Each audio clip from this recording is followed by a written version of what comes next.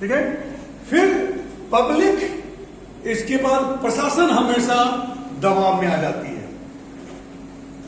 और 2 बार चुनाव कराती है तो 2 बार के दबाव में हो रहती है। और जब एक बार चुनाव होंगे तो मान लीजिए कि 90 दिन तक पूरा देश चुनाव में ही मूड में रहेगा और प्रशासन पे भी दबाव बहुत कम पड़ेगा।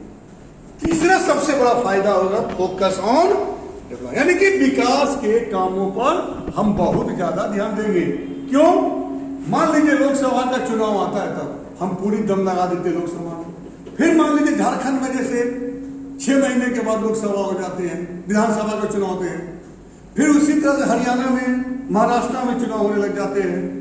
तो फिर उस राज्यों के प्रशासन जो है फिर वापस चले आते हैं कहां? राज्य के विधानसभा चुनाव में ध्यान देते हैं। इस प्रकार से केंद्र सरकार का चुनाव जब होती है, लोकसभा का, तो प्रशासन 90 दिन व्यस्त होती है।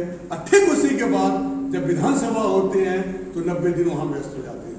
यानी 180 दिन वे प्रशासन पूरी तरह से ठप हो जाती है, सरकार की कोई डिसीजंस नहीं होती है और सारा विकास काम रुक जाता है। तो ये एक तीसरा सबसे बुरा प्रभाव है। और चौथा बोला जाता है नीतियों को लागू करने में। नीतियों को लागू करने में ये सबसे बड़ी समस्याएं आ रही है कि सरकार कहती है कि चुनाव आने के कारण वो कड़े फैसले नहीं ले पा रही है और जो नीतियां बनाती है उसे लागू करने में कम समय बच पाता है, क्योंकि एक स्टेट के चुनाव के बाद जैसे ही वो दूसरे स्टेट में जाती है नीतियां लागू करने में दिक्कतें आने लग जाती हैं। ये सब बताए गए हैं पॉजिटिव एस्पेक्ट, यानी कि इससे सार्थक लाभ क्या होंगे। लेकिन सबसे बड़ी जो बातें आ रही है वो है हमारे निगेटिव की। क्या निगेटिव है? सबसे बड़ा निगेटिव है हमारे संघवाद। भारत के संविधान में कहा गया है भारत राज्यों का संघ है, यानी भारत में केंद्र भी है और राज्य सरकारें भी हैं और दोनों सरकारें का निर्वाचन जनता के द्वारा किया जाता है। और एक साथ चुनाव होने के बाद सबसे बड़ी समस्या ये खड़ी होगी कि राज्य विधानसभाओं का महत्व कम हो जाएगा और जनता अपना ध्यान ज्यादातर लगा देगी केंद्र के मुद्दों पर। सेंट्रल इशू, सेंट्रल के जो मुद्दे होंगे वो ज्यादा हाईलाइटेड हो जाएंगे।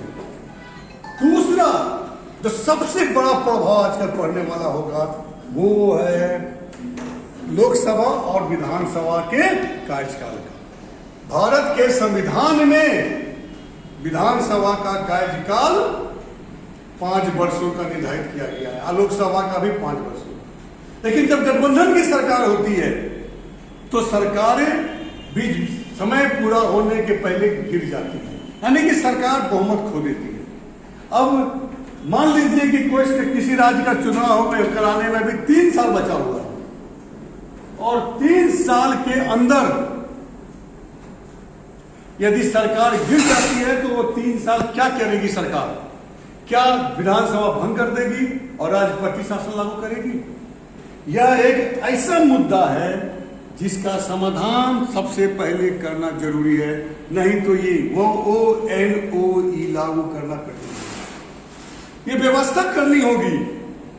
मान लीजिए कि लोकसभा में बहुमत की सरकार किसी की नहीं आई और गठबंधन की सरकार बनती है और वो सरकार गिर जाती है बीच में और कई राज्यों में मजबूत सरकार चल रही है, तो फिर सारी राज्यों की सरकारें भंग करनी पड़ेगी एक साथ चुनाव कराने के लिए। यह एक ऐसा मुद्दा है जो बहुत आसान नहीं है। आयोग को बहुत गहनता से इसको अध्ययन करना होगा, क्योंकि संविधान के कई अनुच्छेदों का संशोधन करना पड़ेगा। और सबसे बड़ा जो मुद्दा है हमारा वो है लोकल मुद्दे। जब विधानसभा के चुनाव होते हैं तो लोग स्थानीय मुद्दे को देते हैं। भारत में कई राज्य हैं, हर राज्य की अर्थव्यवस्था, हर राज्य की भाषा, हर राज्य की अपनी आर्थिक स्थिति, भौगोलिक स्थिति अलग अलग है। अगर हम पूरे एक साथ अगर उसे देखेंगे तो राज्यों के जो स्थानीय मुद्दे हैं वो समाप्त हो जाएंगे, जिससे क्या होगा, उस राज्य का सही विकास रुक जाएगा।